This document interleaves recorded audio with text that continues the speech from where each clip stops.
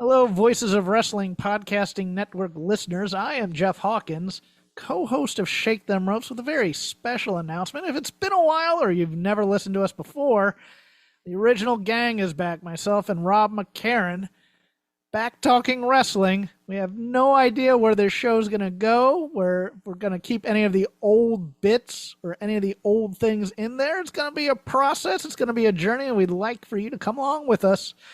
Only on Shake Them Ropes on the Voices of Wrestling Podcasting Network. This podcast is a member of the Voices of Wrestling Podcasting Network. Visit voicesofwrestling.com to hear the rest of our great podcasts, as well as show reviews, columns, opinions, and updates across the world of wrestling.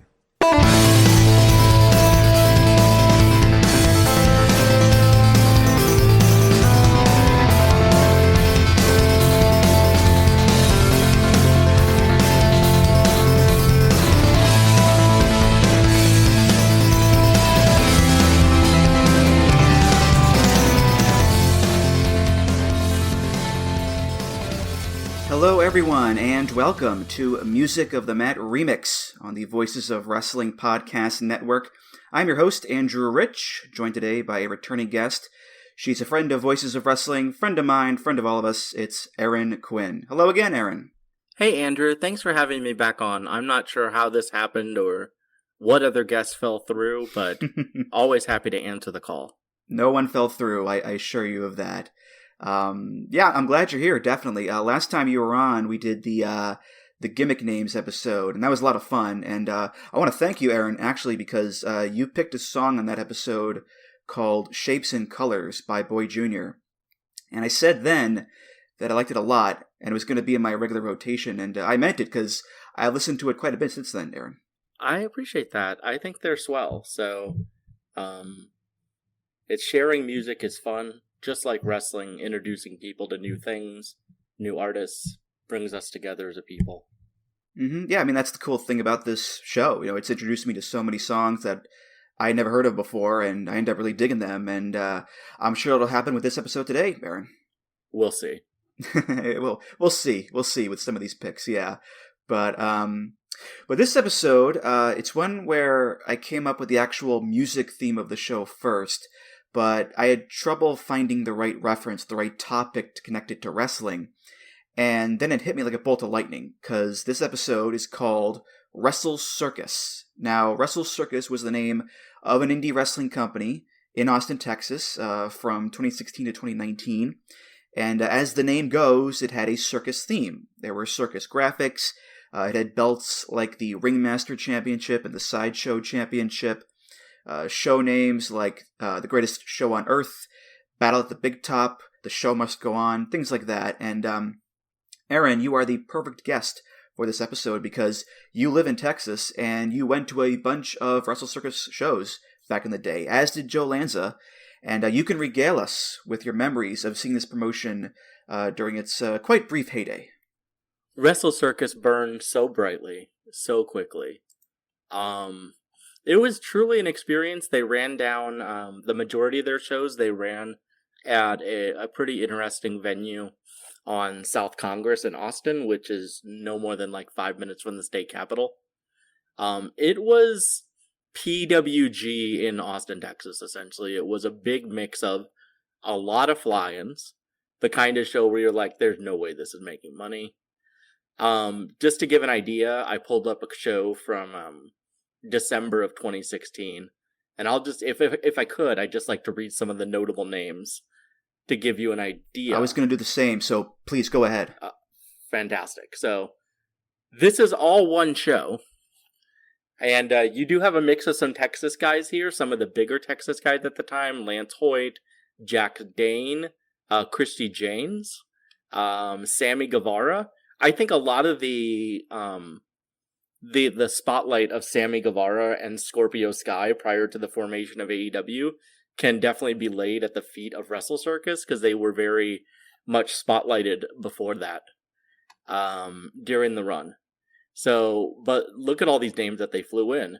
Colt Cabana. Let's see here. Laredo Kid. Of course, there's Ricky Starks. Ricky Starks was on these shows a lot. That's when he was teaming with Aaron Solo. Keith Lee and Shane Taylor, who were really big in Texas at the time. They flew in the Boys, Dalton Castle's Boys, Chris Hero, The Best Friends, Donovan Dijak, Michael Elgin, Jeff Cobb, EC3, and Pentagon Jr. Those are the major, I assume, fly-in talents just on one show.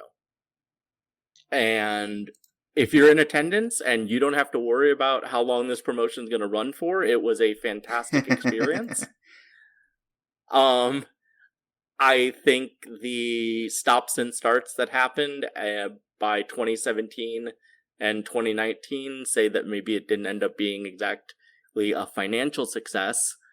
And I wish these tapes were out there. I wish they had one of those pivot share sites back when I feel like every indie company had a, awesome wrestling.pivotshare.com streaming service, because I would really love to see some of these matches, and I think Joe would attest. There is a Desmond Xavier, Ray Phoenix, Shane Strickland match that was one of the best live matches I've ever seen. A nice and tidy 13-minute three-way dance that was still one of the best live experiences I've ever had. And I just wish these tapes would get out. But yeah, it was a wild time. WrestleCircus was really crazy. They built a lot around Jervis Cottonbelly and other assorted characters played by Jervis Cottonbelly. Yeah, a lot of Leva Bates doing cosplay as other wrestlers. I'm looking at a show here where, and then we'll move on after that, I promise. But just to give you an idea, one of the other 2017 shows had the sideshow title, which I guess kind of had maybe a 24/7 type thing. Scorpio Sky and Leva Bates. Then pre-cancellation Joey Ryan defeating Leva Bates. And then a main event that had the Gorillas of Destiny, Davey Boy Smith Jr., the Pretty Boy Killers, Ricky Starks, the Boys, all in the same match. So a lot of classic, enough talent to fill one show in one match type of promotion. It was a fantastic time. Yeah, I did the same thing as you. I went to Cage Match to look up some show results because, I didn't watch WrestleCircus when it was around, but I knew that it was trying to be, the super indie of its area, and so they booked a lot of prominent names from the indies, and looking at these cards, they certainly did. I mean, there were a lot of people here that would go on to be in AEW and WWE and ROH. I mean, you mentioned, Shane Strickland, the Lucha Brothers, Ricky Starks, Britt Baker, Adam Cole, Brian Cage, Keith Lee, Shane Taylor. They booked Cody Rhodes on a show, Zack Sabre Jr., MJF, Brody King, Joey Janela, the Rascals. It goes on and on and on. I mean, that's a pretty damn great list of names right there. And, it's also probably a big reason why they're no longer around, because you look at these cards and, it's one thing if you're booking, a few fly-ins and maybe the rest are full of, local guys. But when you're booking 20, 25, maybe even 30 people on a show, many of them from out of state, I mean, that doesn't come cheap. And as a promoter, you do want to have the most enticing cards to draw fans in. But if you can't offset those costs with, ticket sales, streams, merch, whatever, it's going to get you in the end there for sure. And, WrestleCircus isn't the only promotion to have come and gone in relatively short order and fizzle out. I mean, it's happened to an immeasurable amount of promotions over the years. But it is, I think, one of the more prominent ones in recent years that I can think of, Erin. Yeah, and they sold tickets. Selling tickets wasn't the problem, but I had to double check Cage Match again. The Congress Event Center that they run, it was, 700 seat venue. Everyone packed in like sardines, which, I mean, it was a really cool environment. But it's pretty wild. There were some things they did really well. Like I said earlier, I think they spotlighted Sammy Guevara really well. He would always get a lot of the big names that would come in. I know they had him wrestle Ricochet. I know they had him work Matt Hardy on one show. So he was kind of the local guy that got the big, spotlight, work rate type match, for lack of a better word. Flip Gordon. And it's probably, again, one of the big reasons why Sammy was on the radar, because he crossed paths with all these bigger indie talents, and then he got a shot in PWG. But I think a lot of the reason he broke out of Texas onto the national scene was because WrestleCircus spotlighted him so hard and had him work so many nationally known guys. You did mention that, yes, Joe Landa wasn't in attendance, I think, for at least one of these. I think more than one. Definitely. And I would be remiss if I didn't, almost 9 years later, thank Joe Lanza when on a chilly night in Austin, Texas, I looked at him and said, I don't know where I parked. And he said, we're at my car. I'll drive you around until we see yours. And for anyone who doesn't think Joe Lanza is a kind and decent man, he drove a hopeless Erin Quinn until she could find her vehicle and made sure she had safe travel home. So, wow. Big props to Joe. Big props, yeah. Now, as far as the music goes, we are going to be playing songs with animals in the title, because when you think of the circus, you tend to think of the animal performers. Elephants, lions, tigers, bears, oh my. Now, having said that, a lot of countries have banned or partially banned circus animals because of, reports of animal cruelty and safety issues, things like that. And a bunch of circuses have stopped using animals altogether, which is fine by me. This is definitely not a pro-animal cruelty podcast. Thanks for clarifying. Yeah.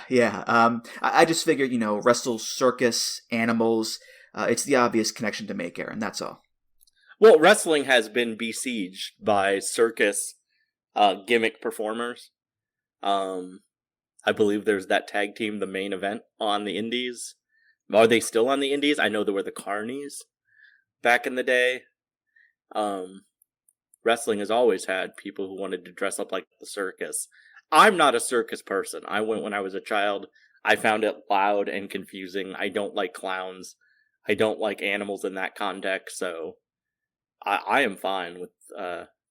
I also do not support cruelty to animals, just to be clear. Good to know, yeah. And I also figured there's just a greater pool of songs to pick from with animals than, say, clowns, trapeze artists, sword swallowers, strongmen. Just easier this way, I think. But let's get to the music here. We have 8 picks each and a play-out song at the end. Aaron, you are the guest. You'll go first. What's your first pick? Okay, so I really wish I had a more robust, a more exciting, a more jam-up, rockin' time to start off our listening adventure today. But I was not thinking about that when I made my list. So I think maybe I didn't do it but point being, I wasn't really thinking about that. But when I think about animal songs, there's 2 categories that I put them in. Songs that are clearly metaphors or allegories or symbolism, and animals are being used to convey something about the human condition. Or just songs about animals. And there's a lot of animal imagery in this one. I like to think it's just about animals. Speaking of animal cruelty, this is a song by folk artist Namoli Brennet, originally from Arizona. I believe she currently resides in my home state of Iowa. And it's called Black Crow off her album of the same name.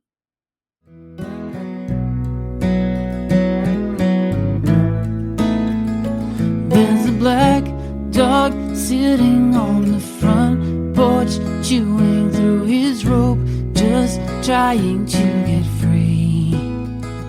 There's a black dog sitting on the front porch, chewing through his rope, just trying to get free, just trying to get free.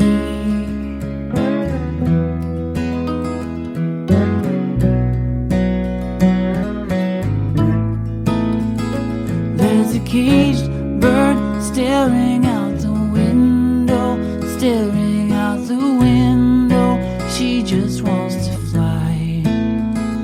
There's a caged bird staring out the window, staring out the window.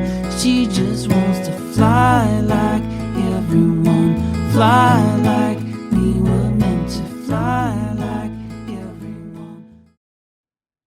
like songs where animals are sad and feeling held back by their human captors or their circumstances, because it's really the jam for you. Namoli does a lot of songs like this that are just very basic chord progressions, nice folksy songs, simply sung about topics like this, and I do really enjoy this one. This is one of those instances where I was like, there's a lot of artists I really, really love, and I really, really love her as a singer-songwriter, and I'm like, there has to be a song that has animals in the title. And luckily the whole album is titled after an animal. As the song progresses, the black crow, being the wild animal, the non-pet animal mentioned here, is the one that is free. Did it make me want to like set my cat outside and tell him to go get back into nature? A little bit. But it made me want to love my animal and not treat them cruelly, and think about the limitations sometimes our pets face, and sometimes those limitations are also ours. So yeah, I love her as an artist. I think she's wonderful if you're into singer-songwriter things. Yeah, all of your picks I had never heard before, and most of these artists I never heard of before either, so I'm coming at this fresh. But I really enjoyed this one. Some just nice emotional folk music about these animals that just want to be free. You know, the black dog sitting on the front porch, the caged bird staring out the window, the red fox caught inside a steel trap. I'm coming, Elizabeth! Different red fox. And maybe a bit metaphorical too, for the human spirit. Who knows? But no, I like this one a lot, definitely. And I've never heard of anyone with the name Namoli before either. That's pretty unique. She says it's short for anomaly. So I guess if you spell it a little differently or change the spelling of the word anomaly around a little bit. But it's someone that I've had the pleasure of catching a couple of times. Does not travel frequently down this way. But many of her albums are very, very nice in the same vein as this one. Very mellow, very thoughtful, very poetic, rootsy, folksy type things. She's lovely. She just released a new album, I think, based on a lot of poetry that she likes. So if anyone wants to go to NamoliBrennet.com, I'll just throw in a plug there for an artist who's definitely outside of major labels. All right, cool. Well, my first pick is one that is going to bring the rock and the roll. This is a band from the New York garage rock revival scene of the 2000s. It's a band called The Walkmen, off their 2004 album Bows and Arrows. This is The Rat.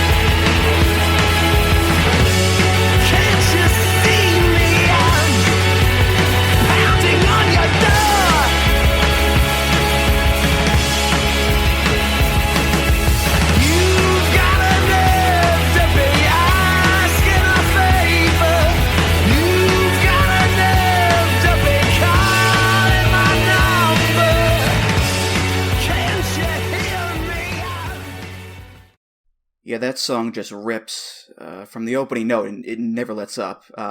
Just so much energy and fury behind it, and heartache as well. From what I gather, this guy just keeps getting phone calls from his ex, and he's initially angry. You've got a nerve to be asking a favor. You've got a nerve to be calling my number. I know we've been through this before. But in the same verse, he ends up going over there. Can't you hear me? I'm calling out your name. Can't you see me? I'm pounding on your door. And he just can't get out of that cycle. He repeats it over and over again, which, backs up the level of anger in his voice. He's mad at himself just as much as the other person, it seems. But, yeah, great song, and Walkman's most well-known song, too, Erin. Yeah, this rocked. When I started listening to your side of the playlist, I was like, oh, this rocks. And then at first I thought, okay, I was like, what era was this? And then it took me like a second to realize, oh, okay, this is like that. I assume this was like that, like Stokes era garage rock revival, mid 2010s or so. Early Maybe to mid I'm 2000s totally wrong. is like the heyday there. Yeah. Okay. So, okay, I don't have a great concept of time, and I realized the Stokes were that era, the Strokes. I don't think the Stokes. Who the Stokes? Stokely Hathaway.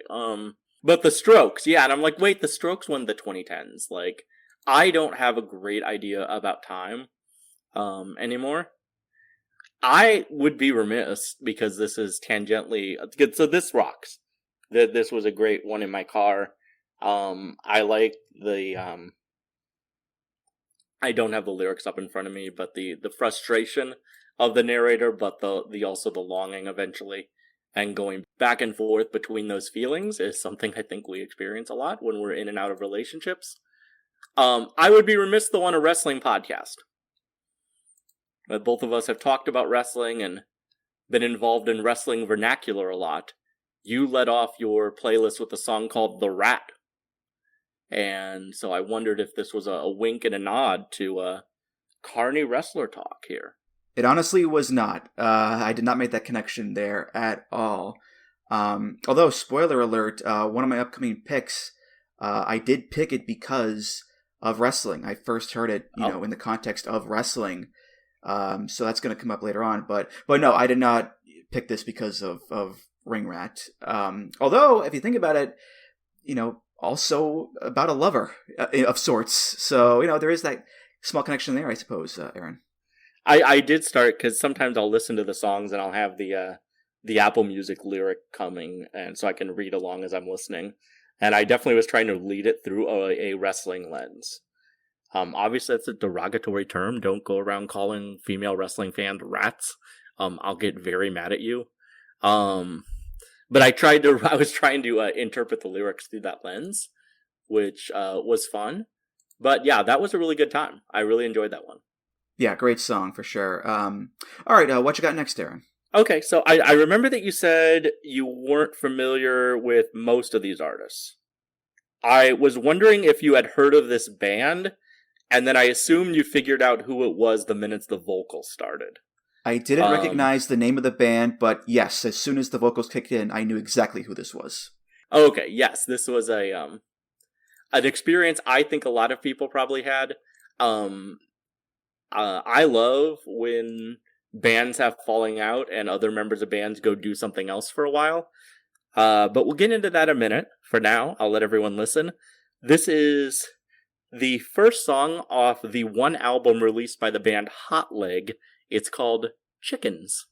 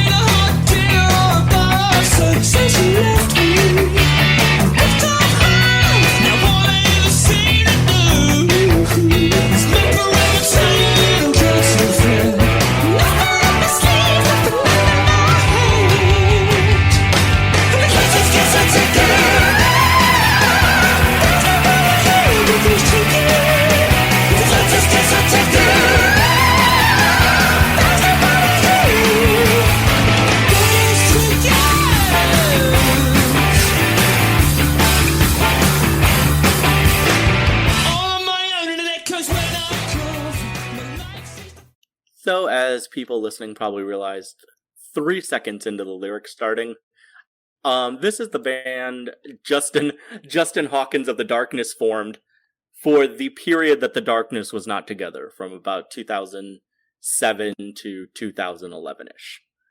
And it is a song that I really, I enjoy listening to these songs after members of bands split up and they start to do their own thing. This is definitely one that seems to be about the band he found himself essentially kicked out of for incredibly bad behavior and some substance abuse issues. All on My Own, I Just Can't Cope, haven't seen a hot dinner or a bar of soap, definitely paints a picture of someone who's a little destitute, a little nervous about what's going on. The clock is ticking. He feels like a chicken. It's us chickens. Not calling anyone else chickens. He definitely including himself in that. But otherwise, it's got some wonderful guitars. If you love his vocals, and I know that's an acquired taste, for sure, you get more of that. The record as a whole, it's the only record this band put out before, The Darkness got back together. It's a little more serious than The Darkness, which isn't that hard to do. But I think it's a little less fantastical than they can sometimes seem to be on some of their tracks. But what did you think about this? I think it's a lot of fun. Yeah, when I was listening to this, I thought, okay, this is either Justin Hawkins from The Darkness or his secret twin brother who sounds just like him. And it's Justin, man. It's him. Like, I would recognize that 5-octave range anywhere. And, it's hard not to compare it to The Darkness. It's that same voice, that same glam rock styling. I will say, though, based on the lyrics and what you said about, him breaking up from the band, it does seem like the anti I Believe in a Thing Called Love, where it's after the breakup and he's moping around the flat, hasn't eaten, hasn't showered. So we're seeing the other side of that coin, I guess. Except it's not mopey in sound. Like, it's still very operatic and over the top. But yeah, just a real fun song, Aaron. Yeah, I don't know if I want a record that he's on singing that doesn't sound like The Darkness. Like, I don't know if I need Justin Hawkins with the acoustic guitar just chilling behind a mic at a coffee shop. But, his style of vocals will always appeal to me. It's always great for being in the car for a moment of rocking out. So it's fun. And, this is one of the songs. There's a few of them on this playlist, but this does have the chicken noises at the very end, the buck, buck, buck, buck. So it's good to have some of that when we're talking about animal songs. Singers making animal noises is, I think, important to the discussion. Mm-hmm. Some fun flavoring there, for sure. Yeah, but all right. My next pick, going back to the '80s here with a funk legend. This is George Clinton, and I picked a song from his 1982 album Computer Games. This is a very iconic song. This is Atomic Dog. Cotton dogs, funky dogs, nasty dogs. Atomic dog, atomic dog. And life on our floors, when you're out there walking the street, you may compete. But the dog, bow wow wow, yippee yo, yippee yay, bow wow, yippee yo, yippee yay. Bow wow wow, yippee yo, yippee yay, bow wow, yippee yo, yippee yay. Untied dog in a telematic society ain't your average. Why must I feel like that? Why must I chase the cat? The dog in me.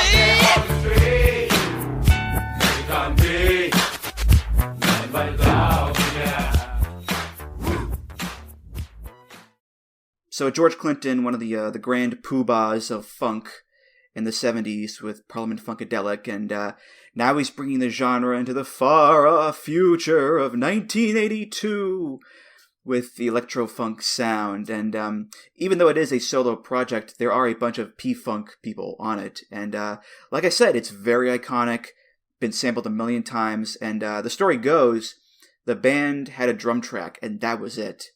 And George Clinton went into the studio, high on some illicit substance, perhaps, and with just the concept of a song about a dog. And that was it. And at one point, they started playing the track backwards, and he ad-libbed the whole song.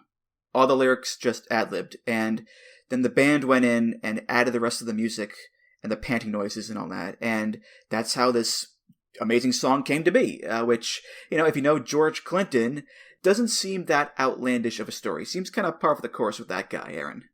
I won't claim to be a George Clinton aficionado. The name's super familiar, and when I listen to the song, it's one of those things where your brain just goes, oh, this part. oh, this line. And I was like, oh, I know like half this song and I don't remember like when I've listened to it before.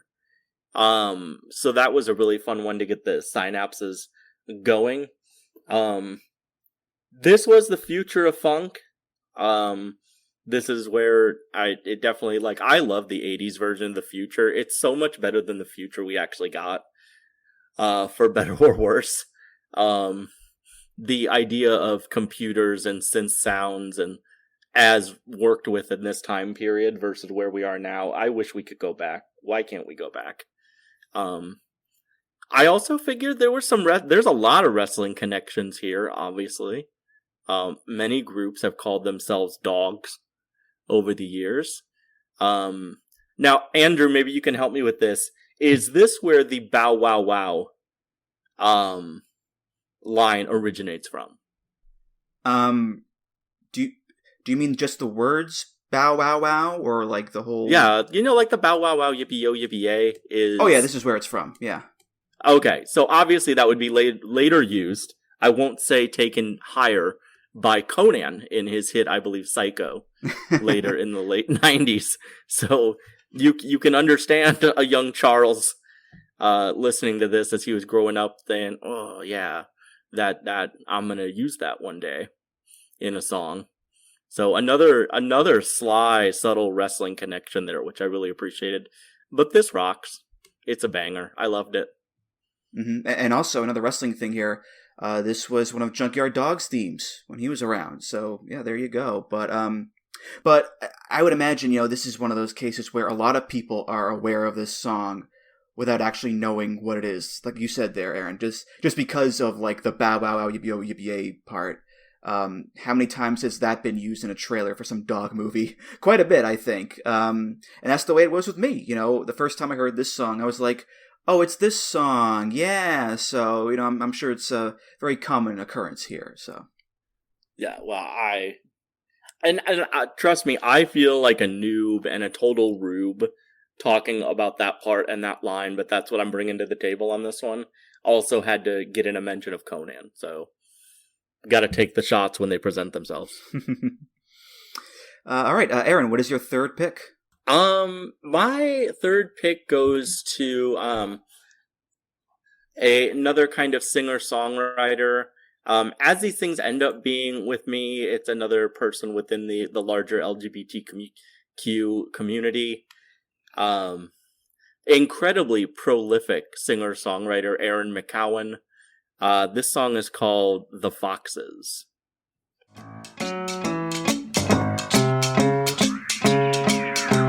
This cub was asleep, a dream left under a wood.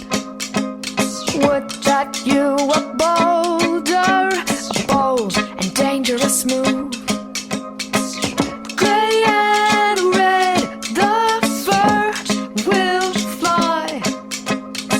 Spring has thought, you watch the summer going by. We'll warming slowly, our hearts left out in the sun. The foxes, they will show us that our trundle is done. We are warming slowly, our hearts left out in the sun. The foxes, they will show us that our trundle is done.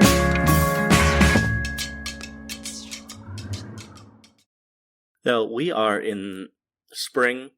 Not here in Texas. Spring is over us. Spring ended quite a while ago. We get a week of it every year, and it's very lovely. But this is a song, the way the lyrics are set out, about just having a spring fling, and maybe always struck me as not about the most emotional of connections, maybe just a little bit of animalistic being to someone else. The red and gray fleur will fly, spring has thawed, the summer's going by. Our hearts are out in the sun, they're drying out. These kind of flings do end. And it has this poppy little cadence to it that undercurrents that this, I feel, is about relationships that just don't last that long. But it's a nice little number. She has a number of albums that I really truly enjoy. So yeah, that was a nice thing. Maybe it always makes me think of spring. Yeah, I don't have much to say about this one. It's good. I like it. I like the line, "Love can be fun if you don't put in the work." But yeah, I'll be honest. I was more interested in just looking over their resume and seeing that they play all these instruments, and they're a producer and conductor, and they've written multiple musicals, including one that is debuting next month in Chicago, actually. So, yeah, for someone I've never heard of, they've kept themselves quite busy, Erin. They put out stuff all the time. They have multiple albums of anti-Christmas music. They have worked with a whole bunch of people, including MSNBC's Rachel Maddow. So they're very entrenched in the queer women space. I think if anyone is interested in Erin's music, her debut album Distillation and the follow-up Grand are both two really great places to start. Yeah, she's just very, very prolific, always keeping herself busy and genre hopping a little bit. So someone I really enjoy seeing, and I was lucky enough, I did get to see her in Austin when I lived there for a decade. So definitely someone I enjoy a lot. Yeah, great haircut too. I want to mention their haircut. It's kind of a mullet with the sides buzzed down. It's like a good wrestling haircut, I mean, I think many wrestlers have taken this haircut. Yeah, it's probably something that needs to come back a little bit. Well, my next pick, this is a song that I mentioned earlier that I picked it because I knew it from wrestling. And it's my own chicken song here. And this is a pretty hard left turn from your last pick there, Erin, into the world of White Zombie. This is a remix of one of their songs, originally on the compilation album Super Sexy Swingin' Sounds, but then it showed up on ECW Extreme Music. This is El Phantasmo and the Chicken Run Blastorama, Wine, Women, and Song mix.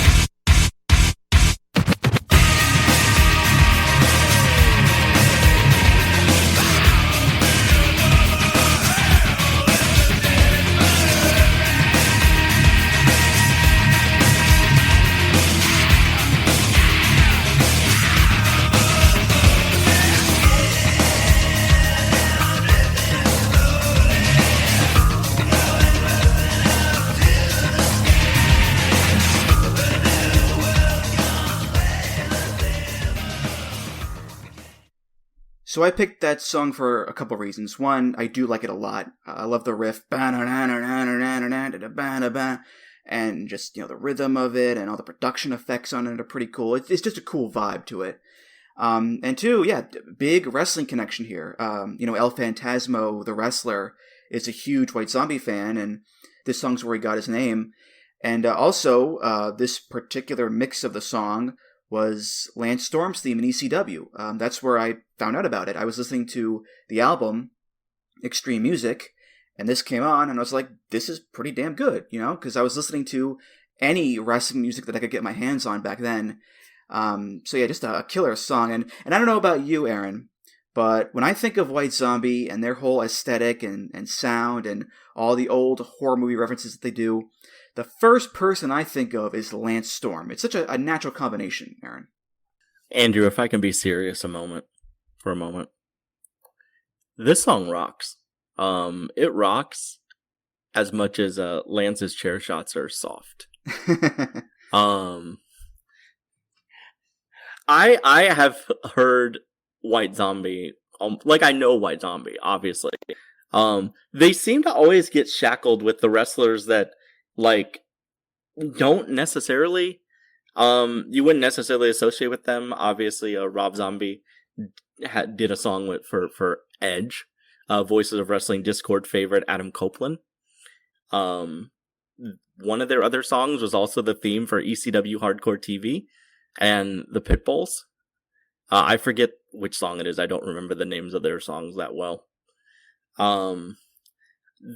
Because this is the version that I heard so much watching ECW, I originally went to go to the original version, and then I realized, oh wait, no, it's the other version. I never think of the actual original album version of this. But then again, I've also probably seen more Rob Zombie movies than I've actually listened to White Zombie songs. Well, the song you were trying to think of, by the way, was Thunder Kiss 65. That was the yes, the hardcore TV theme there. Yeah. And but yeah, awesome song. Other thing is, I've listened to this song for a long time, and I've never really focused on the lyrics, mainly because I've never been able to properly, make them out. But I looked them up, and it's, yeah, I penetrate the demons. Their teardrops burn away my eyes. I love the paper-thin cry of the locust. Is there any other way to die? Find me another hell and the death bird ride. Yeah, the motherfucker. And it also has the line, new lovers bang the corpses. They eat the rain and don't ask why. I am a plague in an 18-wheeler, so get behind the wheel, I'm gonna drive. And I have the same reaction as Michael Bluth looking inside the dead dove bag on Arrested Development. I don't know what I expected, Erin. Well, a lot of those lyrics, if you watch some of Lance's promos with Dawn Marie, they would often talk about, after Just Incredible would say his line, and Jason, the sexiest man on earth, would say his line, they would talk about corpse banging. You have to really pay attention to some of those Lance promos to get the subtext, but him and old Tammy Lynn Bitch would talk about that. So I don't know if we can swear on this show, but that was her name for parts of that run. So yeah, it's fun. Like, I love the ECW music being whatever was in probably the CD holder that's backstage at the arena. That's how you get these kind of things. So I really appreciate this choice. Yeah, definitely. All right, what you got next for us, Erin? So one of my goals was to not double dip in artists from my first appearance on here. Sadly, I didn't work that hard to figure out what songs I submitted last time, and I didn't save the playlist on my phone. But this would be a sly case of me double dipping in artists. Folks who are familiar with the Electric Six will figure out who the vocalist is in this song. It's called Love Pigs by the band Evil Cowards. But all this talking don't add up to much. You shouldn't be walking, ride your bike like the Dutch. Gonna be a one-eyed jack and a two-headed dog at the radio station. They're gonna be three amigos and a four-alarm fire at the radio station. They're gonna be a whole lot of shaking on the floor tonight at the United Nations. Oh, and I'll piss on your grave and I'll see you in hell if you get the invitation. Cause I can't think straight when I step in the light. Cause my head can't wait for your love tonight. Cause I can't think straight when I step in the light. Cause my head can't wait for your love tonight.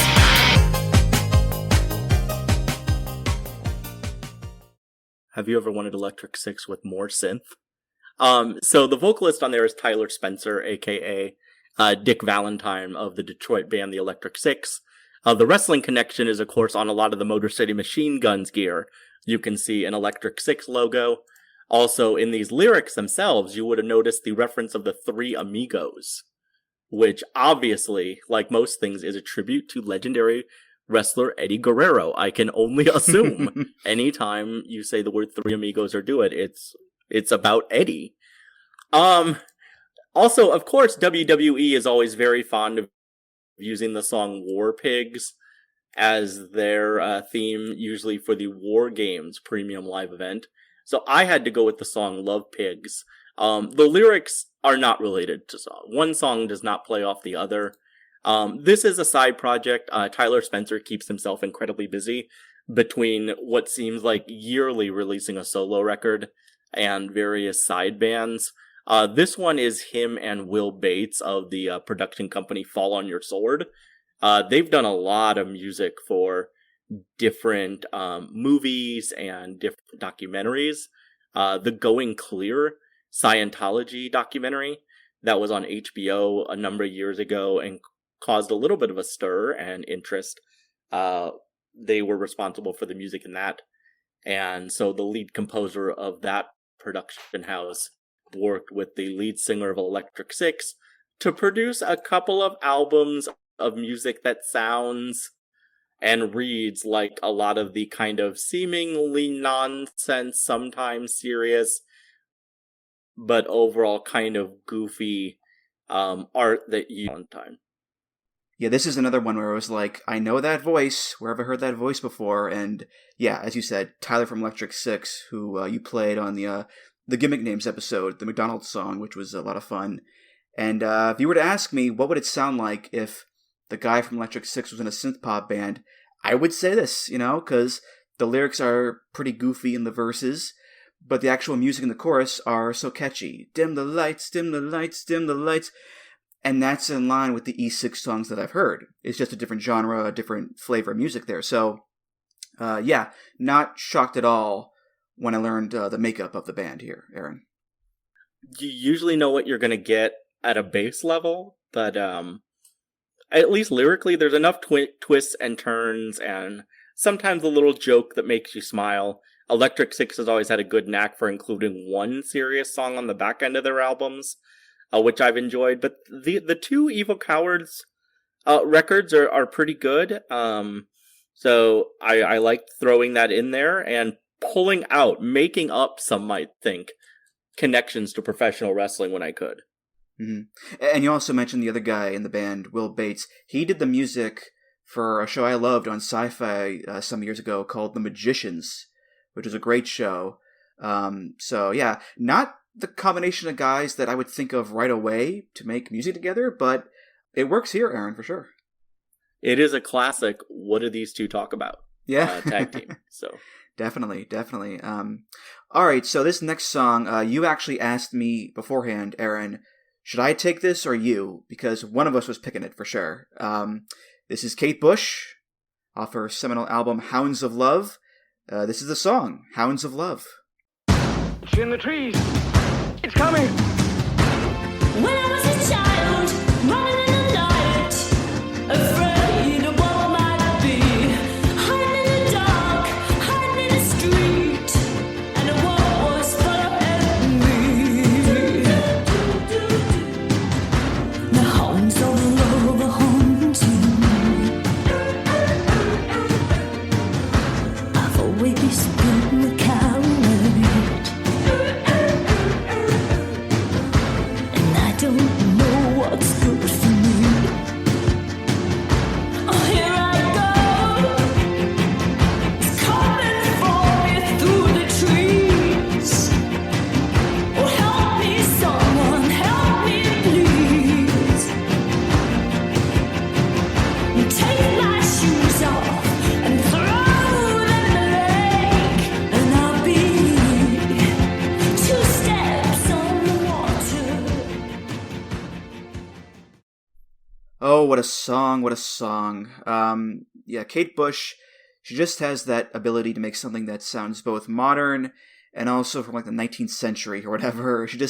She has that voice, and the cello helps too, gives it a classic vibe. And, you just can't say enough good things about this song, in my opinion. It's simultaneously a bit eerie, a bit haunting, but also kind of exciting, similar to another big song on the album, Running Up That Hill. Because it's about someone being afraid of love and going into a relationship. So the hounds of love are hunting. It's coming through the trees. Help me, someone. Help me, please. It's meant to be scary imagery and a frightening atmosphere here. But by the end, she's like, oh, here I go, don't let me go, hold me down. I don't know what's good for me. I need love, love, love, love. So she's, getting over that fear and taking the plunge into love and all that. So, again, an amazing song, Erin. Yeah, it's Kate Bush. I don't know what I'm Erin Quinn. What am I going to say about Kate Bush that's going to do her justice? I'm glad that you took this one because I might have done something like really cringy and chosen like a cover version of this, because that you can throw a stick and hit a cover of this and Running Up That Hill pretty easily. I have one on my phone by the Future Heads, and I listened to it, and it's not great. I think there's some very good Kate Bush covers out there. So that might have been what I ended up doing, and I'm glad that you took this, so we went with the original.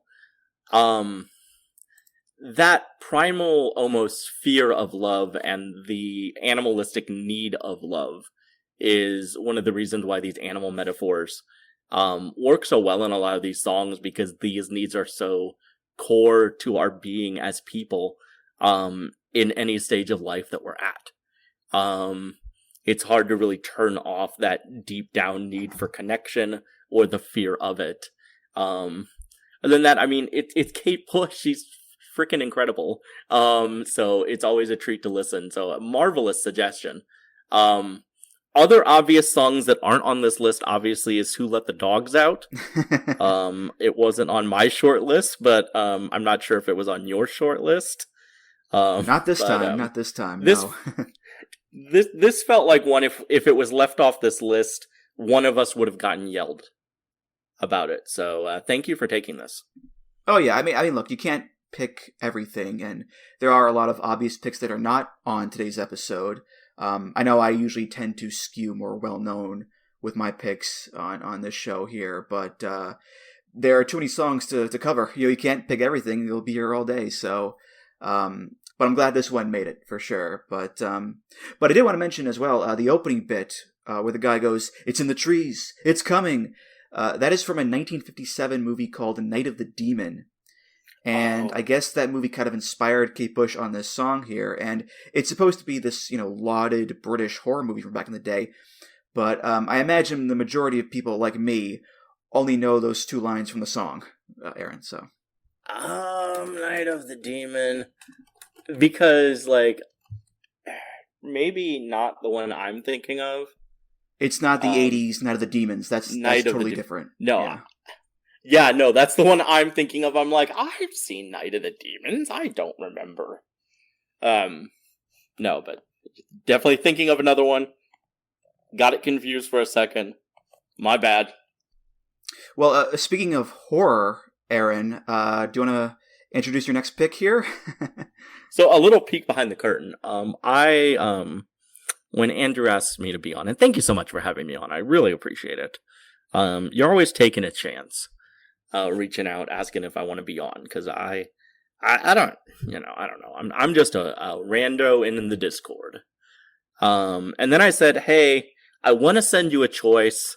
I know it might get me banned permanently, and it's 18 minutes long. And Andrew is such a game player and willing to take up the challenge that he said, fine. And I put on my list from his late 90s album, might have been the early 2000s, Ecstasy. One of his last fully rock proper albums. This is Lou Reed with a magnum opus of a song called Like a Possum.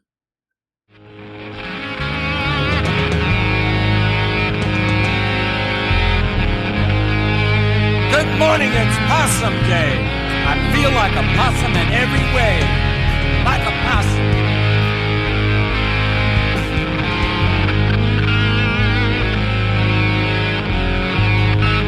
Wake up with a possum smile. Look at me. Look at this smile. Like a possum.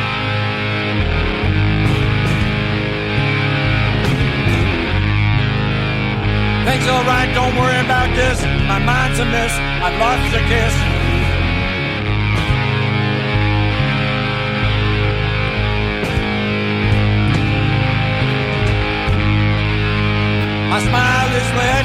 My gate is rubber, and I say it's one possum to another like a possum. Come is an angel. I love Lou Reed.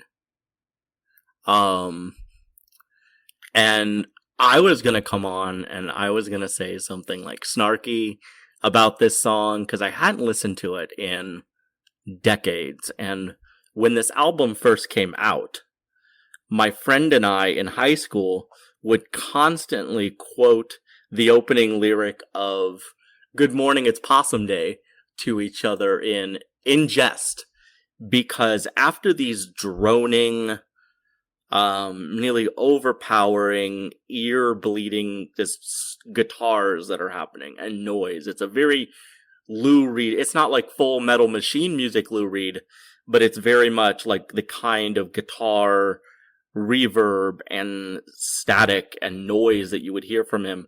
To have him come in and say "Good morning, it's Possum Day" is very incongruent and weird, and it definitely does not set you up for what's to come, which ends up being much like Sister Ray with the Velvet Underground, much like Street Hassle, which is a lot more eloquently produced and has much more classical instrumentation to it. It ends up being one of these Lou Reed songs where he's describing being very dirty, very downtrodden. His gait is rubber, his smile is leaden, his mind's amiss. He's not all there. He's longing for something. He's staggering around. And when you think of possums, and I see this because I help my friend with a compost pile every now and then, and when I go to put things in it very late at night, there will be a possum there. And so it does bring up this imagery of this dirty animal going through the garbage. But because it's a Lou Reed song, it also ends up being about being in this kind of downtrodden, dirty, going through the garbage state, stumbling around at night and having sex or wanting sexual encounters. There is a lot of, he says,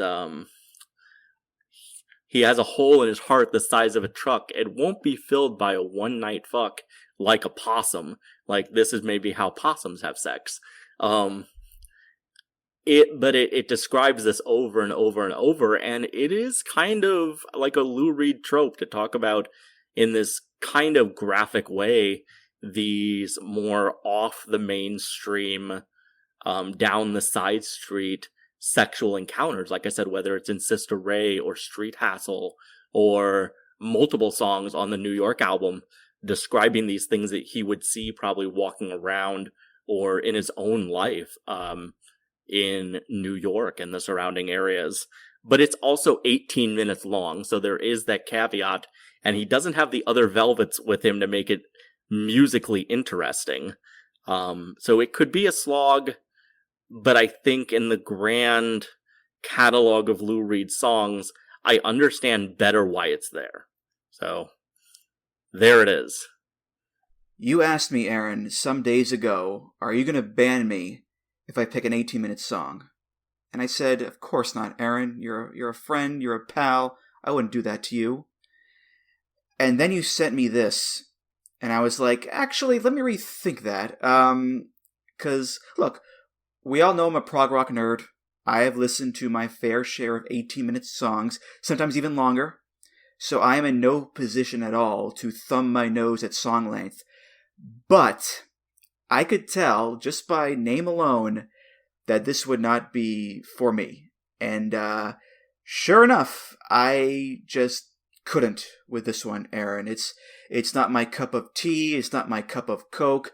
It's not my cup of anything. I do not like this one at all, Erin. I understand that. Like I said, I think it's a very acquired taste, and I know I'm trying to mount like a very visceral defense of it, maybe as a coping skill, but also because after Ecstasy came out in 2000, that's like, and Lou Reed's one of my favorite lyricists of all time. When I was, middle of high school, it was one of the first musical artists that like really like taught and demonstrated for me how you can write really interesting stories about these like very serious, very dirty, very grimy, painful subject matters and do it in this rock and roll context.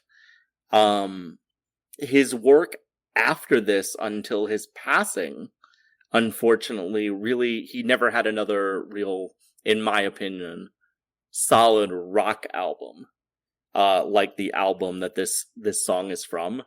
I recommend people check out the whole album. It's actually a very good album. I can understand this not being someone's choice.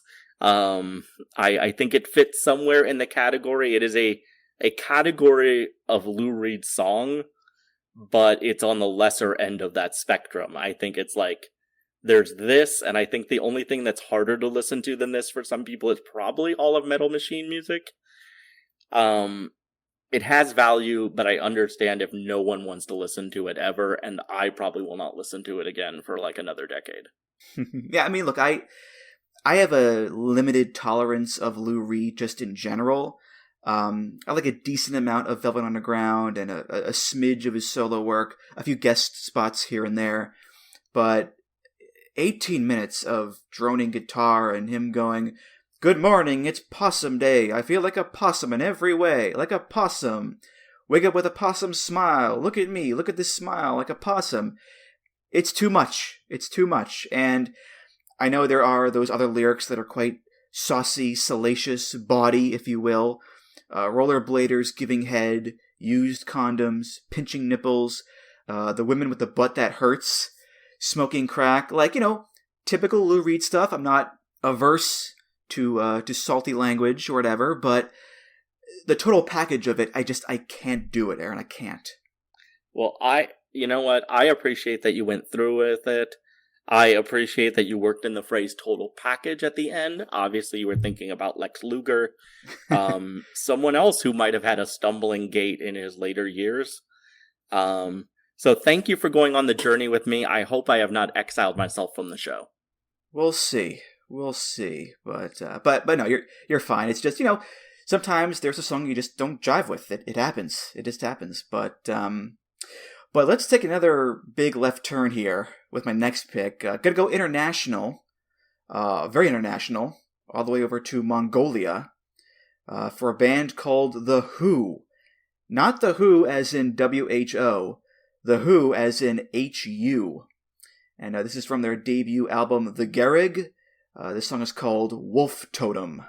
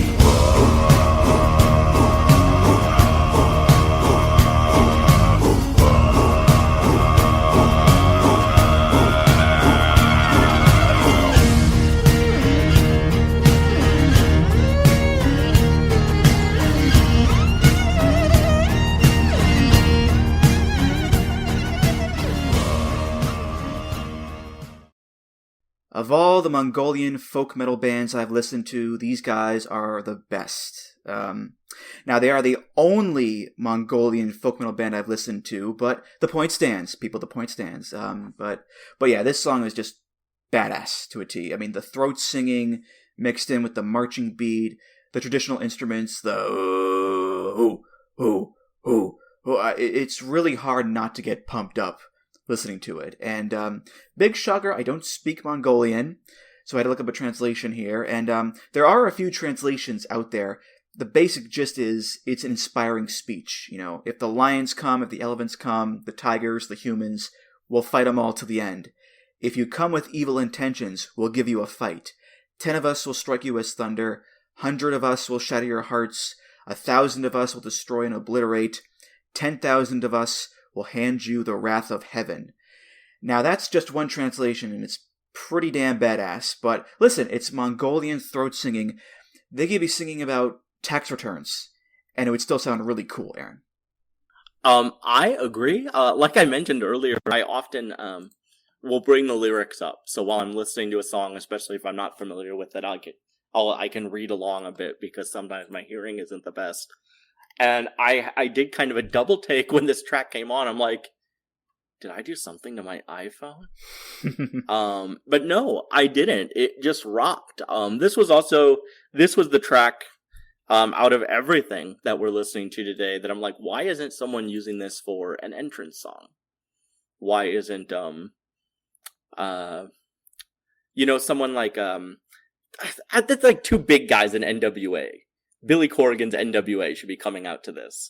Like, anyone who has like some sort of Nordic Viking type gimmick, I know that's different than Mongolia, should just be coming out to this, because this rocks. This is like, I was ready to go fight an animal, and I would most certainly die. So I started looking into this band. This opened up a whole new genre of music that I was not aware of at all. It rocks, and I want to see a wrestler come out to this. Not like Killer Cross. I don't want to see him come out to this. I feel like he might, but like the War Raiders or something. Again, I know that's different than Mongolia. I don't know a lot of Mongolian wrestlers. But this ruled. I appreciate this. Well, it's funny you bring up entrance themes. This song was the inspiration for Nyla Rose's theme in AEW. Similar rhythm to it, similar call and response. Bum ba ba bum ba ba bum ba ba ba. There you go, yeah. And also, I want to bring this up too. They did a remake of this song with Jacoby Shaddix from Papa Roach doing English vocals, which, takes away some of the mystique, perhaps. And the video is him, like, rocking out with these Mongolian dudes. It's a bit cheesy, but it's also very earnest, too. They're all looking like they're having so much fun together and just, rocking out despite the language differences. It's a good time had by all, Aaron. That's great. I don't worry about mystique when I hear the word Papa Roach. But that's very cool. I've seen the Papa Roach live. That's a different story. I didn't mean to. But I appreciate being turned on to this group and this song. So thank you very much. It went into my library, and I'm always very appreciative of that. You're very welcome. See, we're on the mend here, Aaron. After Lou Reed, there was a tearing apart, but now we're stitching back together like magic. How about that? Just like magic. And maybe I will re-damage the relationship with the next song that definitely... The next... Andrew is about to maybe go off again on one of my favorite lesser-known 90s bands. This is Geggy Tah with the title track off their second album, the one that has their radio hit. But this wasn't the radio hit, trust me. This song is called Sacred Cow. Now is what's wrong.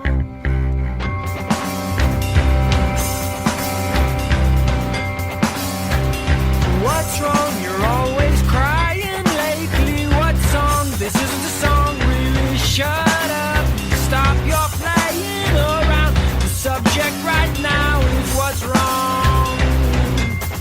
What's wrong with this immaculate? What song is this immaculate song? What's wrong with this immaculate? What song is this sacred cow? Love makes me want to melt down. It can be really dangerous. If I make love to you now, I'll have a gigantic sacred cow. What's wrong with this immaculate? What song is this immaculate song of love? What's wrong with this immaculate? What song is this? So Geggy Tah rocks. I just want to state that as my premise right off the bat. For those not aware, or the 1994 hit by them called Whoever You Are, you may have heard of it probably in a car commercial, because it is a song about driving on the highway and being let into a lane by another driver. And this is one of those cases with a lot of bands. And I think another great example of this would be the Primitive Radio Gods, who, when you heard their song, you went and bought the album and realized the rest of the album was not for you. A lot of people probably bought this album, listened to the rest of the album, and only a few select weirdos like myself enjoyed the rest of the album. But I think this is a lot of fun. I'm not like a big break down the lyrics of this. Love is this very sacred thing. Love songs are this very sacred thing. Love can be very scary and worrisome. But the music, the crunching guitars, the build-ups, the ebbs and the flows of the song, it gets very out of control at the end. Geggy Tah is the combination of Tommy Jordan and multi-instrumentalist Greg Kurstin. Greg has had an incredible career. Anyone who goes to his Wikipedia, and I realize this, I was going to bring that up. Yeah, he's worked with Kelly Clarkson, Pink, Adele. He's won, almost 10 Grammys. He has had other successful bands, but for 3 albums in the 90s, he had this very weird musical project that I think is worth people listening to. They released 3 albums with David Byrne's record label, and I chose this song because it has an animal name on it, but I also just wanted to let people know that this band exists, and they kind of rock. Yeah, this one made me not uncomfortable, that's not the right word, but I was trying really hard to find some sort of hook or melody to latch onto, and I couldn't find one. There's a lot of noise, a lot of stabbing music in there, a lot of energy, but I just wasn't vibing with it. Not that I hated it like the Lou Reed song. I don't go that far, but I just didn't hop aboard the train, if you will. But I will say, getting signed by David Byrne to his record label and being produced by Susan Rogers, who was Prince's staff engineer in the 80s, whatever I say about them, I mean, that's a pretty good stamp of approval right there, to have people like that working with you on your music. So, yeah, good for them. This I think the stabbing is the chorus. So, I think, that's, if there's a problem with the song for people, there is no hook in this one. I will say a lot of their other songs, there are other songs that have more of a conventional structure. There are other songs like this. I think for those 3 albums, it's a very interesting project. The 3rd album is much more pop focused. Obviously, there's some incredible pop and songwriting chops between these two, especially Greg Kurstin.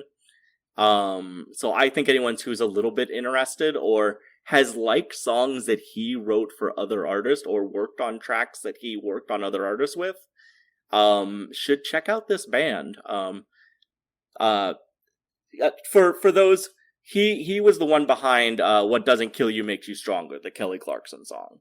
So the man knows how to write a stereotypical, chorus verse chorus pop song to incredible success. So I would, if anyone's curious, I would check out the 3 albums. They're a very interesting act.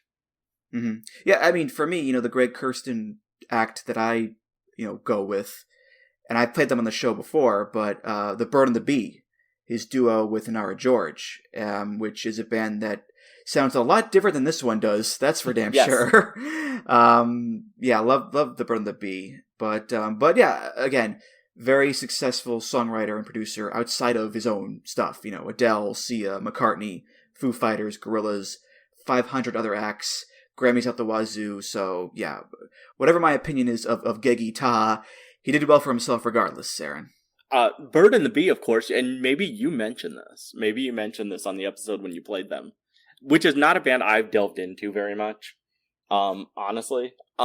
But that was the name of the tag team of Solo Darling and Willow Nightingale.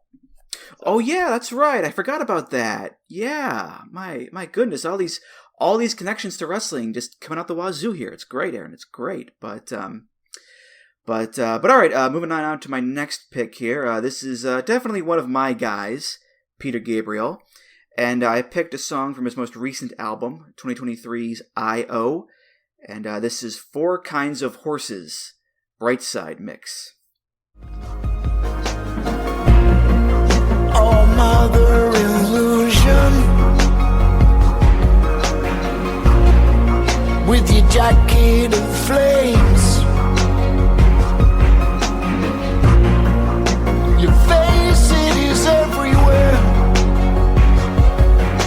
It's a dark, dark shade of fame. Come all the nights, oh, come all the days. So inaccessible in this land beyond the brilliant haze. And here is all your money, there is the load. This is how you travel if you live to see the world explode.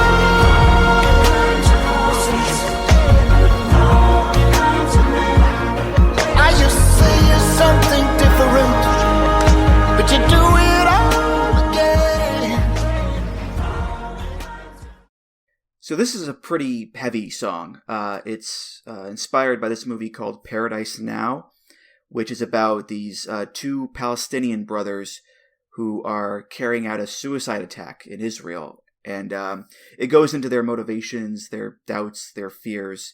It was a pretty controversial movie. And you can pick up on that story at multiple points in this song. Like the darkest superhero, you will burst into our fear. Your mind is made up, so certain what is right. But when they audit everything, will they see you were born so bright? O mother illusion with your jacket of flames, your face it is everywhere, such a dark, dark shade of fame. This is how you travel when you live to see the world explode. So it's pretty dark there for sure, but there's also the chorus, which touches on this Buddhist parable of the four kinds of horses. So you've got religion, you've got peace, love, hate, war, all kind of rolled into one song. And just the whole atmosphere of it, with the slow build-up and the strings, the electronic effects, and the background vocals, and the outro, we feel the vibration, we're all holding it down. It's one of my favorite songs of his in recent years, and it's just so powerful, Aaron. So, now that you've explained the song, and that's some incredibly heavy and serious and important context, I'm throwing out a lot of Four Horsemen jokes that I had ready to go. So let me just wad up that material. That's done. This was a great song. I hadn't been familiar with Peter Gabriel's work in this recent. Honestly, it's always been hard for me to stay on top of when artists that I like release new stuff, because I've never figured out a great system for figuring it out. Sometimes one of the apps will be like, hey, your favorite band released a new album, and I'll be like, that's cool. I've always been a Peter Gabriel fan, but on the periphery, of course, we all loved when Big Time was the theme for WrestleMania. Of course, this was yeah. But I really love this song. I love the slow vibe. The darkest superhero line I thought was really interesting and perked me up instantly. And just hearing the context, it's like, okay, I can't joke about that. That's serious and really interesting. It's great to hear that he's still making incredible music. You just want to keep having the, artists keep putting out great stuff as long as they can. So we're all very fortunate for that. So I really appreciate this selection. I am curious, why is this one the Bright Side mix? Oh, and yeah. what's the difference? Yeah. I think I mentioned this when the album came out a few years ago, but he put out the album one track at a time every month to coincide with the full moon. So every month there'd be a new track, and then by the end of the year you had the whole album. And each track he gave it to two different producers to make their own mix. So there's a bright side mix of the song, like the bright side of the moon, and there's a dark side mix of the song, like the dark side of the moon. And the mixes aren't too different. There's little changes here and there. But yeah, it is effectively a double album because there are just two different versions of each song on the album. And I think there's also an inside mix, a third remix of it for a special edition or whatever. But yeah, that's why we have bright side mix, dark side mix, to go with the whole lunar motif of the whole thing, Aaron. Oh, that's wonderful. Well, thank you. I appreciate all that information. Yeah, you're welcome. Yeah, and I'll say this too. When I saw Peter Gabriel live a few years ago, he played almost every song on the album. And when this song started, there was this countdown timer on the screen. And when he's going into the second chorus and going, "This is how you travel when you live to see the world explode," when he says explode, the timer reaches 0 and the whole screen goes into this like reverse black and white filter, kind of like a bomb just went off. It was a really cool visual, Aaron. Oh, that sounds incredible to experience live. Very cool. With serious songs about serious songs about serious topics, I'm not the best at the segue, but let me give it a shot. Speaking of artists that people have seen live, that's the only parallel I can draw. This is a song by Matthew Sweet, I think off his most recent record. This song is called Girl with Cat.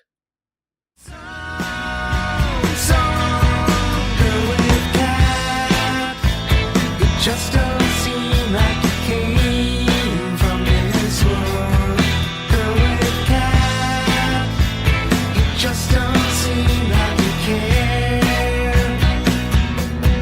Given that I only know what I feel when we touch, just like that, I slip right into your heart. You slip into my hey pretenders. Let's go together, 'cause we really don't know where we belong. Deep down in some hey pretenders. Let's go together, 'cause we really don't know where we belong. Deep down. Matthew Sweet loves cats, and he loves writing songs about relationships, either relationships that are just starting and seem exciting, relationships that have ended, or relationships with women that are in the nether realms, the hereafter, ghost girls walking the hallways. And it makes sense. If anyone knows Matthew Sweet, he was most famous for his 1991 album Girlfriend and the single of the same name. And that kind of motif of writing about relationships, Girlfriend was written mostly during going through divorce and finding a new relationship. He would write about these themes through the entire rest of his career, and he always writes about relationships and ex-partners or ex-lovers very well. He writes songs about various women, I think, very well. He's my favorite pop or power pop artist of all time. I think Girlfriend is maybe my favorite record of the 90s. And this song with the lyrics like, girl with cat, you're not from this, you seem like you didn't come from this world, you just don't seem like you care. I have this vision of a very ethereal woman that he knew at one point who had a cat. Obviously, childless cat ladies are kind of all the rage in the last few years in the discourse. But he has cats in his album following up this, would be called Cat's Paw. He had a Japanese, not Japanese only release, but titled album that had a cat on the cover. He, of course, has written many songs about different relationships. And this is just one of those, much like a song off his record Modern Art called She Walks the Night, where he's reminiscing and thinking about either a girl he can't have anymore, or a girl who may or may not be an apparition that he really likes, where he says, "Hey, pretenders, let's go on a bender." He paints a picture of himself pretending about this girl, thinking about this girl. Why don't we just go get drunk? We don't know where we belong anyway. We're thinking about the girl with the cat, but she's off somewhere and we're not going to be able to have her. Yeah, after your last few picks, Aaron, I listened to this and I was like Gordon Ramsay. Delicious. Finally some good fucking food. Wow. Because it's Matthew Sweet. The guy knows how to write a nice, juicy power pop hook. Like you said, Girlfriend, amazing song. Sick of Myself, also really great. Mm-hmm. And when he's going, hey, pretenders, let's go on a bender. And the background vocals, Girl with Cat. I was like, yes, this is my jam. This is what I like. Lou Reed, get out of here, buddy, with your possums. Get out of here. I'll take the Girl with Cat. And it's an appropriate song for you to pick, Aaron, because you yourself are a girl with cat, or woman with cat, I should say. It's okay. I can be a girl with cat. I'm still young at heart. My life trajectory. I still think I have the hormone level of a 17-year-old girl. Completely crazy, unsure of myself, coming into the world, as it were. So yeah, this is not why I chose it. I do realize that I am a girl with cat. But I mostly chose it because Matthew Sweet knows how to write a frickin' pop song. Like, he's been doing it for decades, and I'd be remiss if I didn't point out that he did have a stroke in 2024. Yeah. And seems to be on the road to recovery as well as anyone can with that. His GoFundMe has been incredibly successful, obviously, since he's not able to write or tour anymore, and he hasn't been signed to a major label in a while. So, you know, I savor the music that he was releasing up till 2021, because I really think he's one of those artists that just knows how to construct a pop song and wears his inspiration like the Byrds on his sleeve, and lovingly so. And so, yes, I would like to state that with choosing this song and saying that Girlfriend is one of my favorite albums of the 90s, not everything I listen to is stuff that you would never play with another human in the room. So I do have some things that I listen to that you can, play for a date. So I'm glad to have redeemed myself. Redemption complete. Yes. But yeah, I think it's safe to say we're sending a lot of love Matthew Sweet's way, because he had that stroke when he was on tour. Mm-hmm. And he had to find a way to get back home in that condition, and it affected his speech, his movement, obviously his guitar playing. It's really tragic, and hopefully he's able to recover well enough to sing and play again, because he's just a super talented guy. So yeah, all the love going his way for sure. But all right, my second to last pick here, 1971. Jethro Tull put out a pretty big album called Aqualung, and the song I picked off of it is called Mother Goose. I don't believe they knew I was a schoolboy.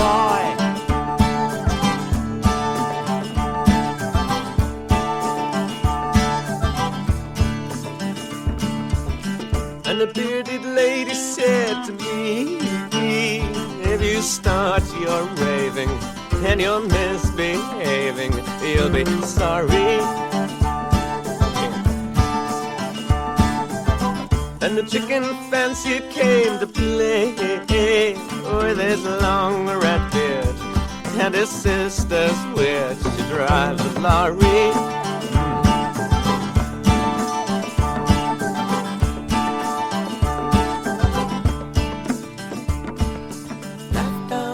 The potting green, I popped him in their hose.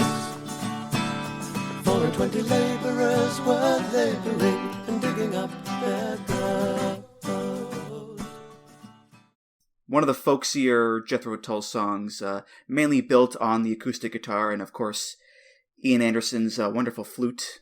And it's all about these characters that he meets while going for a walk on Hampstead Heath, which is this big park area in London. Mother Goose, the 100 schoolgirls sobbing, the bearded lady, the chicken fancier, the laborers. It does a great job of painting a picture there and a mood too. And some people think the song is about going from adolescence to adulthood and the loss of innocence. Mother Goose is this fairy tale character, but she's screaming, kind of a big example there. I don't really know what it's about for sure, and I think Ian Anderson has kept pretty hush-hush about it too. But I love how it sounds, and I really enjoy this album and Jethro Tull in general. Erin. Yeah, I am less familiar with Jethro Tull than I probably should be. This is another blind spot for me. But I really loved it. I love the melody. I spent most of my time when I was listening to this and re-listening, trying to figure, okay, what's this about? Do I need to know a lot about Mother Goose nursery rhymes? Oh, geez, do I? That's why I told Andrew before we started recording, this is the podcast gig that I'm always the most nervous about.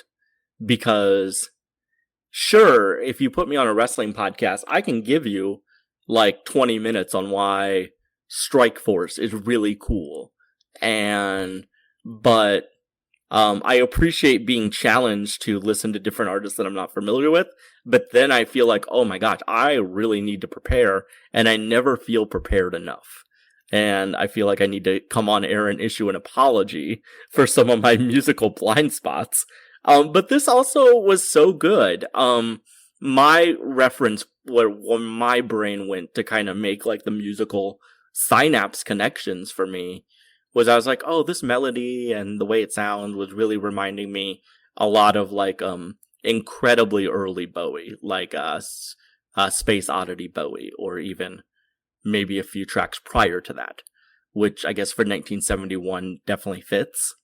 I was thinking about songs like Memory of a Free Festival and whatnot. So it gave me like, I need to dive into more of this because I really like what I heard.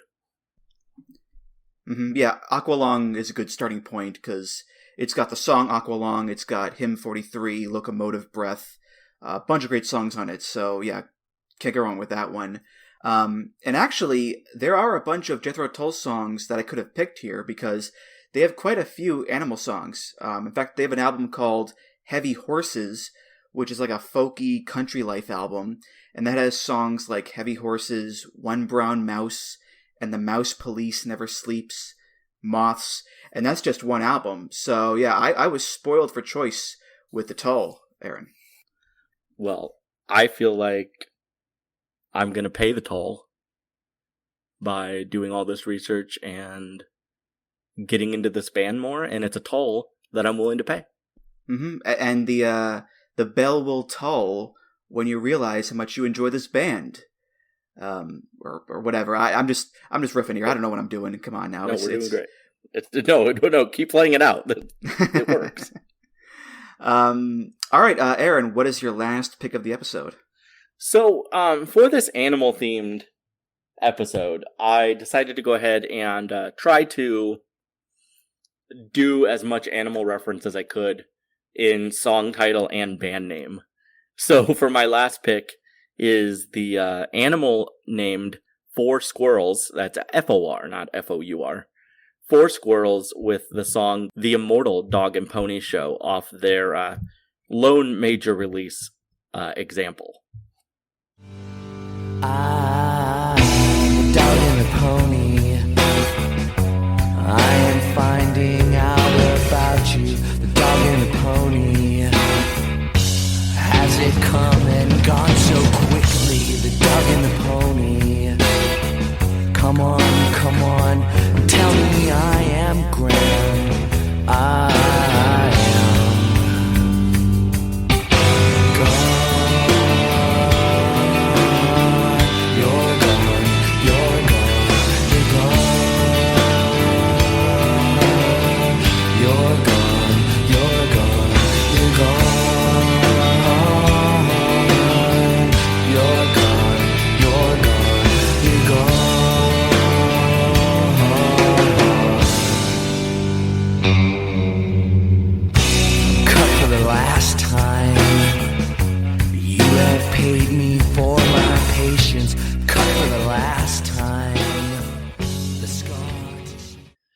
So, Four Squirrels was a Florida-based band who got very close to getting big in the early 90s. They had a song called Mighty KC that had a little bit of radio play, mostly because it was a good song, but it was a tribute song to Kurt Cobain. I believe that came out around 1995. So that did get some airplay for them. This song, sometimes when I hear Dog and Pony Show, I definitely think about getting started in the record business. The line, everybody wants to be in my band. There's this somber feeling of being unsure of the road we're going down. Do we want to be involved in this Dog and Pony Show?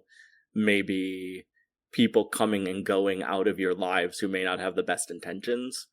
The thing about this band is they stopped before, tragically, ended before they could really get started. The lead singer and the bassist, and I believe their tour manager, all sadly passed away in a car accident early on while the band were touring to promote this album. And the other members of the band went on to different projects, I believe.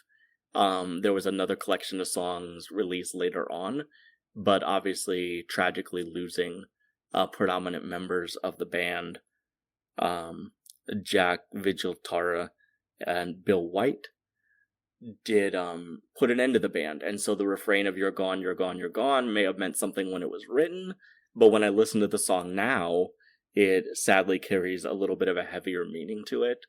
When I heard this album when it came out in 94, 95, and I thought, this band is great. There's very much that Georgia, Florida, college rock REM vibe to it on a lot of the different tracks. And it's just really tragic that they were stopped before they could really hit the height that they might have been able to, as other bands like the Gin Blossoms and Counting Crows and Dog's Eye View even were getting more airplay in that 94, 95, 96 radio environment.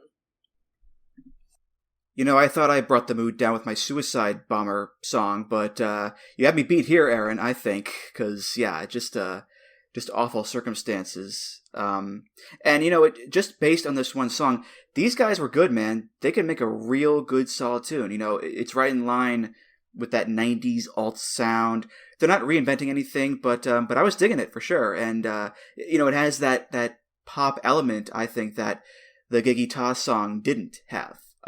So, yeah, just a real tragedy that these guys were just killed so early in their careers, Erin.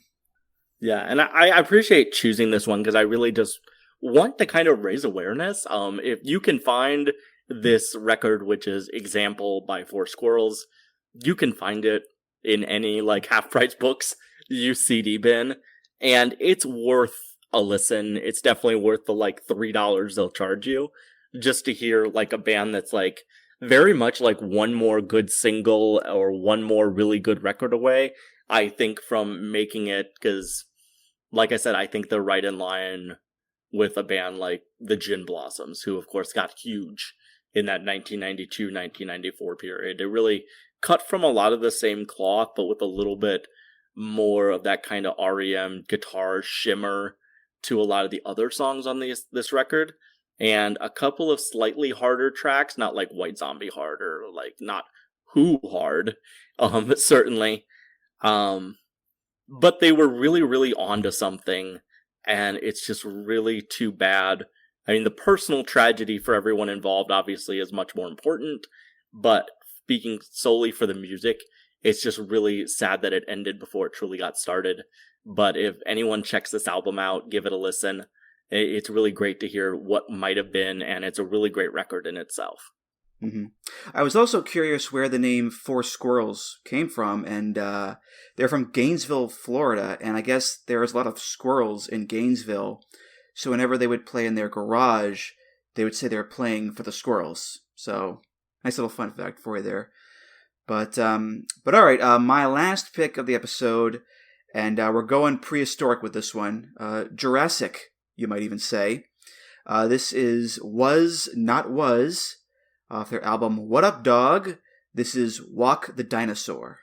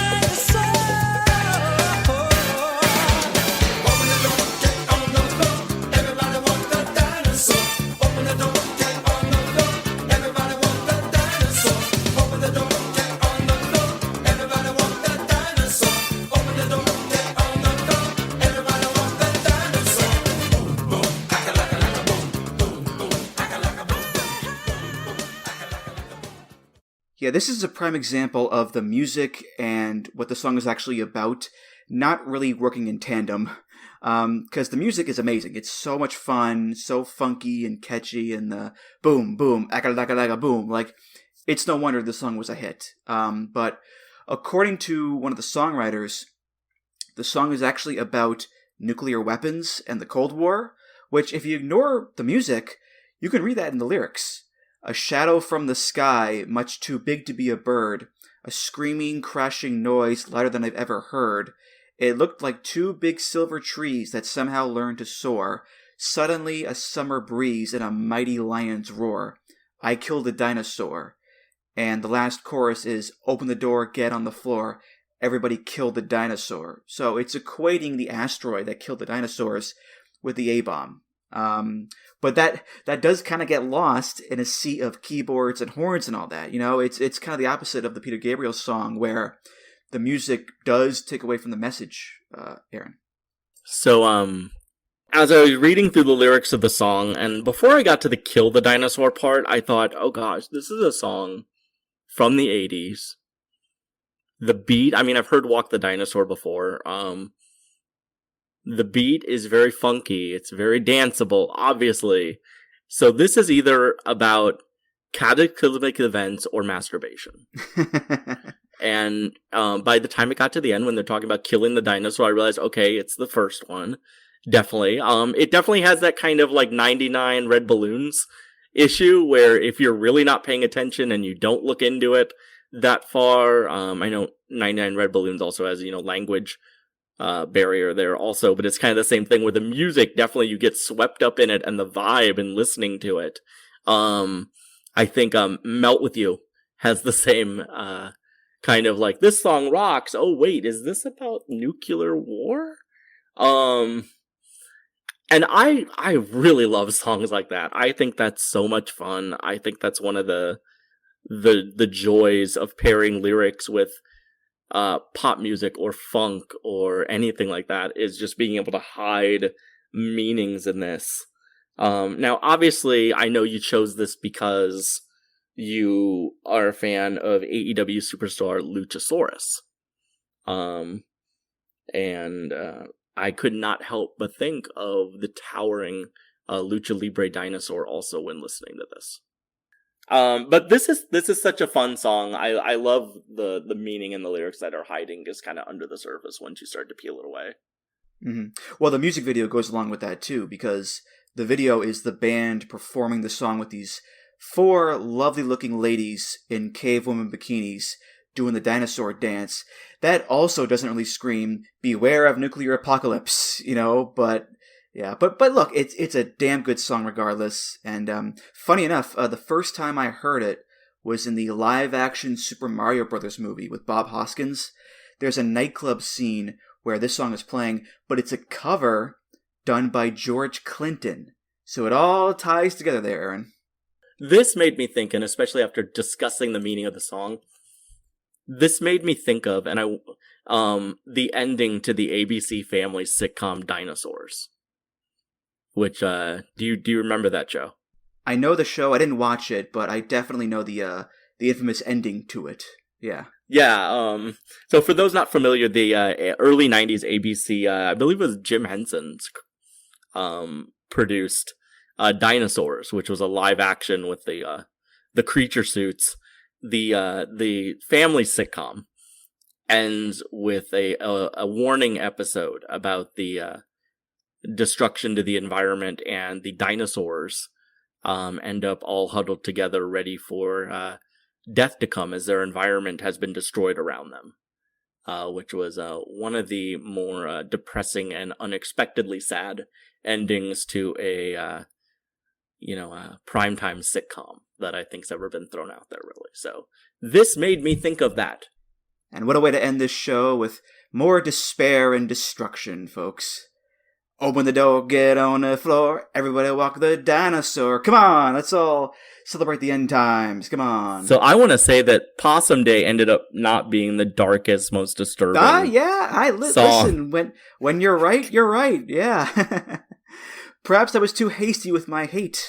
Who knows? Yeah. You'll have to have me on for a full-length discussion about Lou Reed and Metallica's Lulu.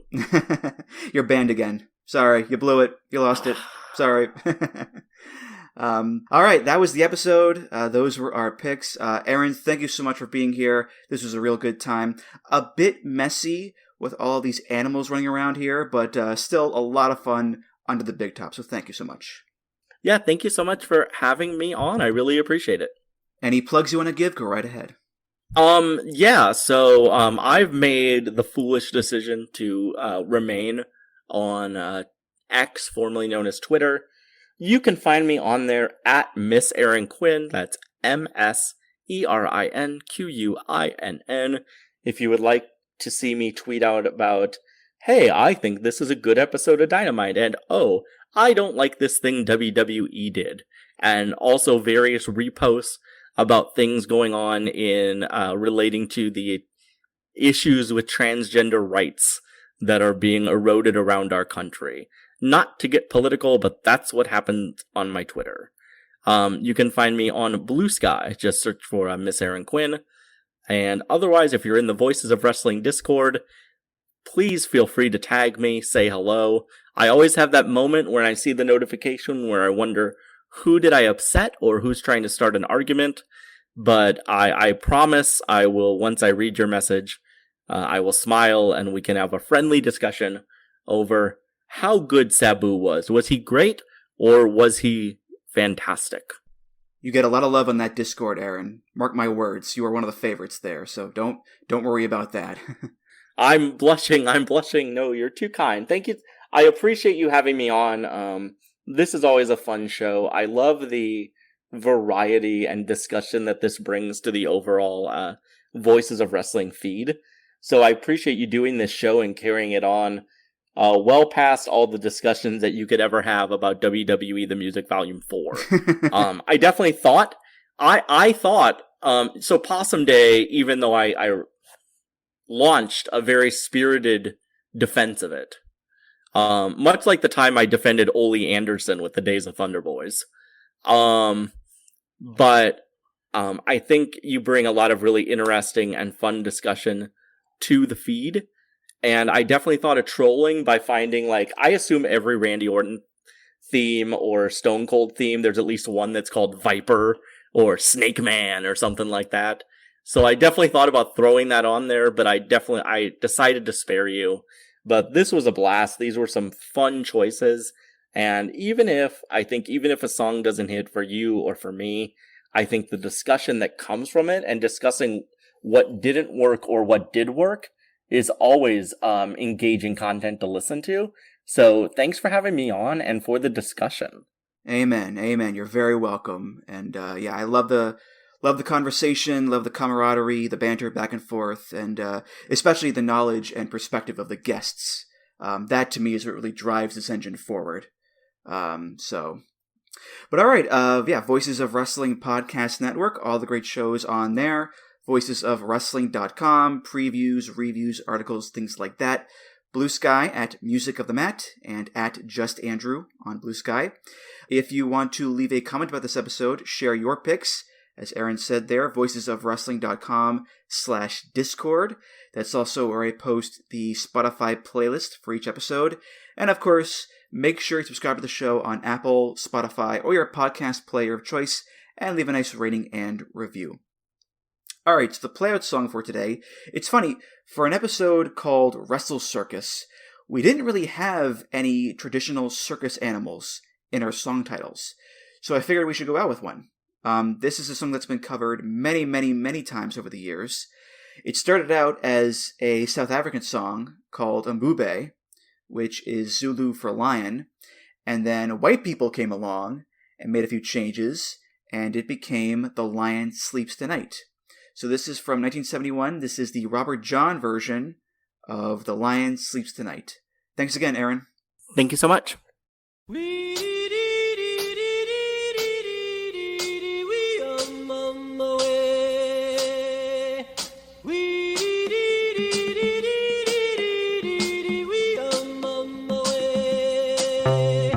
wee moe, a wee moe, a wee moe, a wee moe, a wee moe.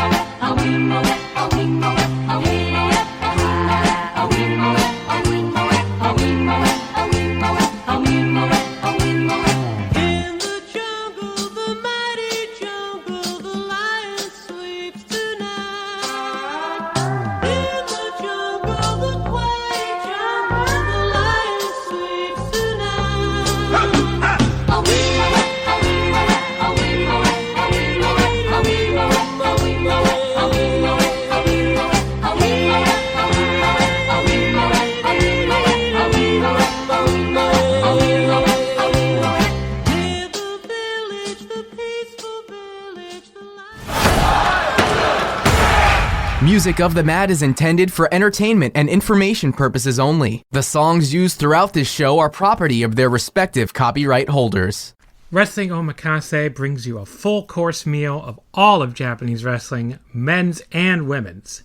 Join me, a Japanese wrestling fan for over 20 years, along with a rotating cast of equally knowledgeable co-hosts as we cover everything from New Japan and Stardom to Noah, All Japan, DDT, Tokyo Joshi, Mari Gold, Sendai Girls, Dragon Gate, GLEAT, Ice Ribbon, and even more stuff.